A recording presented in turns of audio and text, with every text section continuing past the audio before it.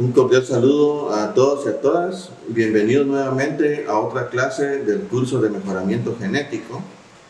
Estamos en la semana número 11 y el tema de hoy es el mejoramiento de plantas alógamas.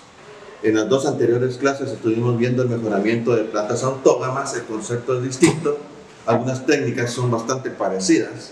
Por lo tanto, vamos a hacer referencia un poco a algunos de esos conceptos para poder definir cuáles son los que se van a utilizar para el mejoramiento de las plantas alógamas.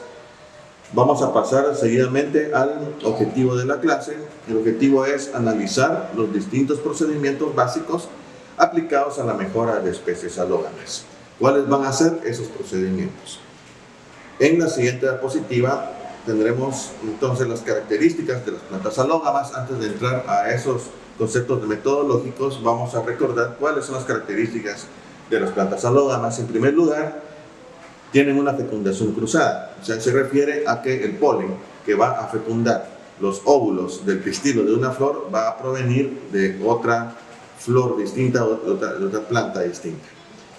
En cuanto a estos conceptos, vamos a manejar las plantas hermafroditas, monoicas y dioicas. Las plantas alógamas pueden ser de estos tres tipos. Las plantas hermafroditas van a ser aquellas que van a tener los dos sexos en una misma flor. Las monoicas van a ser aquellas que ambos sexos se presentan en una misma planta, en flores distintas. Y las dioicas van a ser aquellas plantas que van a tener individuos machos e individuos hembras. O sea, van a haber plantas que van a producir únicamente estructuras reproductoras masculinas, y otras plantas van a producir estructuras reproductivas femeninas. ¿Qué ejemplos tenemos de plantas alógamas? Vamos a tener en primer lugar los espárragos, otros como las zanahorias. El maíz es la planta alógama por excelencia.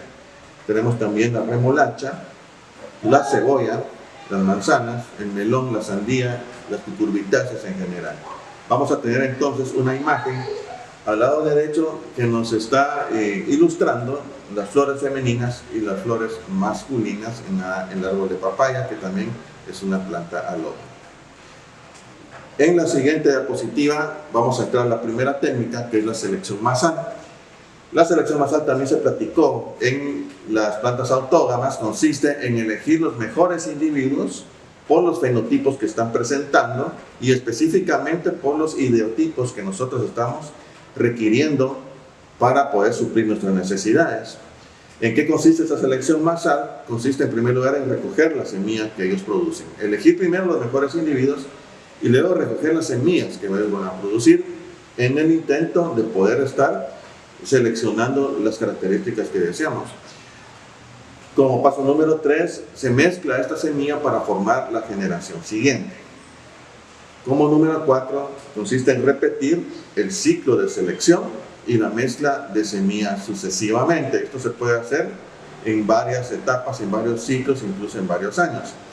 La selección masal puede tener varias formas, pero siempre va a implicar la cosecha de un lote en masa de semillas a partir de algunas plantas seleccionadas. Entonces, esta es la base de la selección masal. Tenemos entonces del lado derecho una representación de semillas de maíz seleccionadas de individuos que van a presentar los fenotipos que requerimos, y estas semillas se mezclan para formar la generación F2 siguiente, y así en las sucesivas. En la siguiente diapositiva tenemos un esquema de una selección masal repetida, que es una de las variantes que tenemos de este tipo de mejoramiento genético. Tenemos en primer lugar en la parte de arriba la semilla donde va a provenir el primer año. En este primer año vamos a tenerla, si no, pues como la F1. De esa F1 vamos a seleccionar las mejores plantas con las mejores características. No vamos a escoger las plantas más enfermas o menos desarrolladas para semilla, sino las mejores. Y vamos a obtener unas semillas que en el segundo año, al lado izquierdo, vamos a utilizar para una siembra de segundo año o una F2.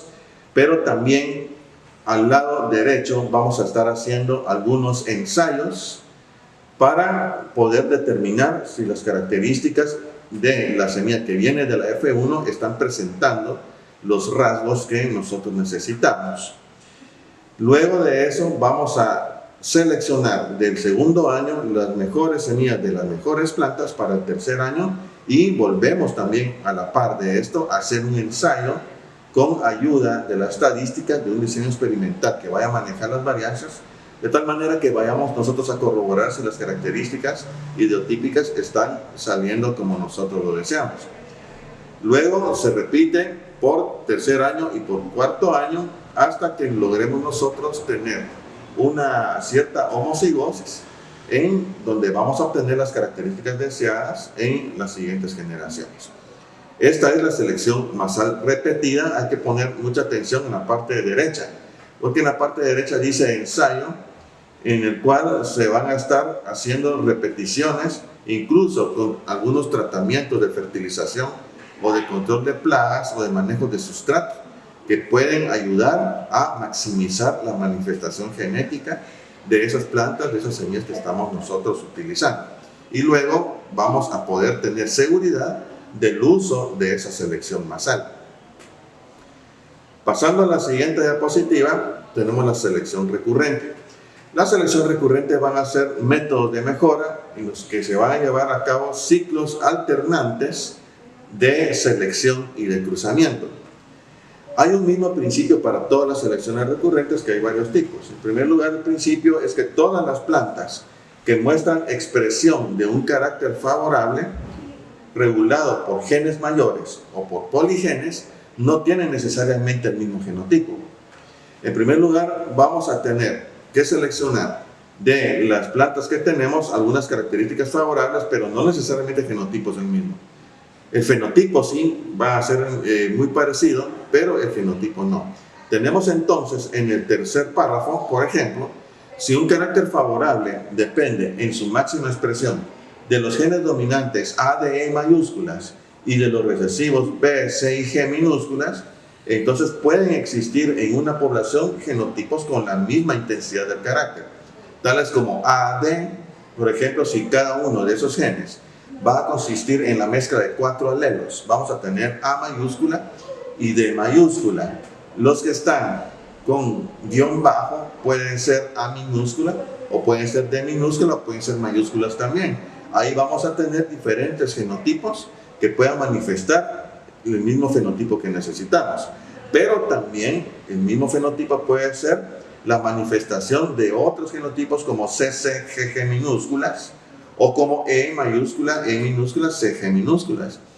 ¿Por qué? Porque esos alelos tenemos nosotros el estudio necesario y los antecedentes y el conocimiento de que estos alelos van a manifestar esos fenotipos necesarios. Por lo tanto, la selección recurrente se va a basar en que los genes pueden ser dominantes, pueden ser recesivos, pueden ser homocigotos o pueden ser heterocigotos, pero van a manifestar esos fenotipos que necesitamos.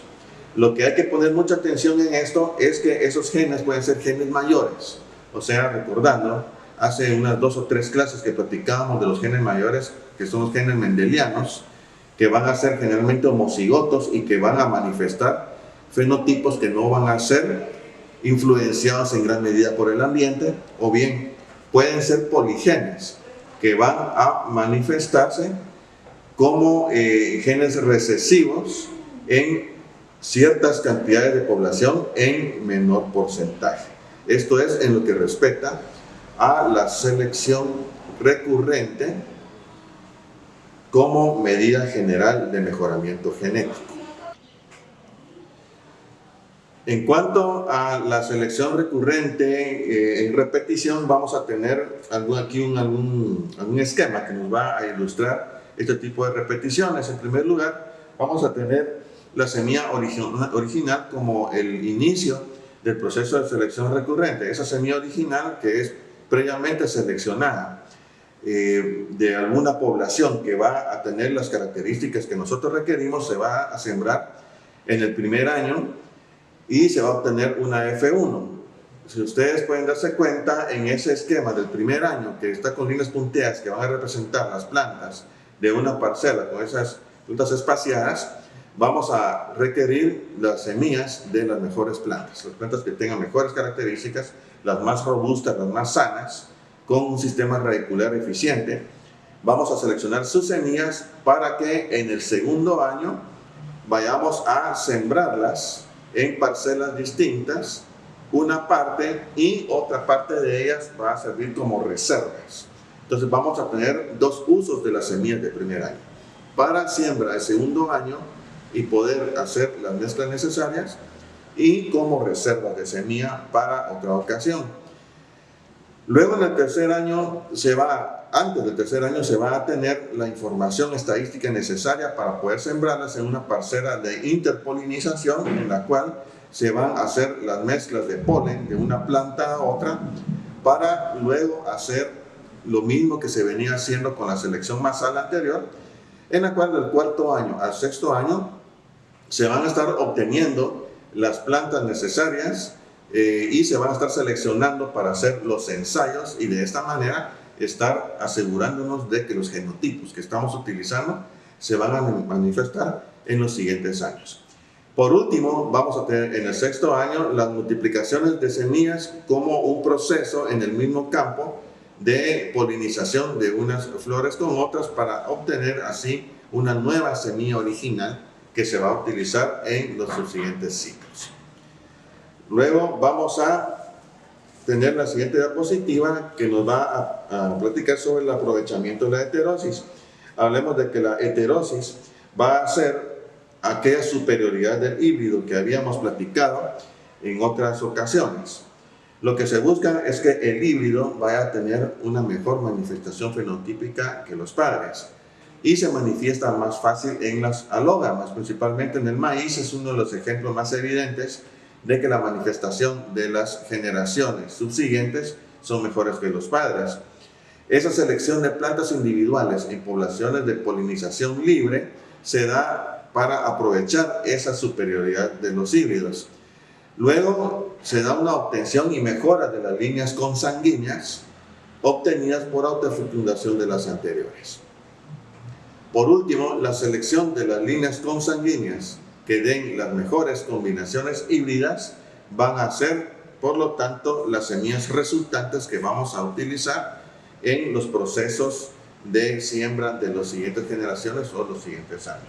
Tenemos ahí una ilustración en el maíz que nos está manifestando una heterogeneidad muy baja, o sea, una homogeneidad alta en cuanto a la presencia, al color y al tamaño de las mazorcas. Tenemos seguidamente las preguntas. Tenemos 5 para repaso personal. La número 1 dice cuáles son las plantas en las que ambos sexos se presentan en el mismo individuo. Como número 2 tenemos las plantas que poseen individuos machos y hembras separados, ¿cómo se denominan? Número 3, ¿cómo se llama el método de mejora que consiste en seleccionar la semilla de los mejores individuos y mezclarlas para la obtención de la generación siguiente? Número 4, ¿cómo se llaman los métodos de mejora en los que se llevan a cabo ciclos alternantes de selección y de cruzamiento? Y número 5, ¿cómo se llama la selección de plantas individuales en poblaciones de polinización libre donde se manifiesta el vigor híbrido? Por su atención a esta clase, muchas gracias.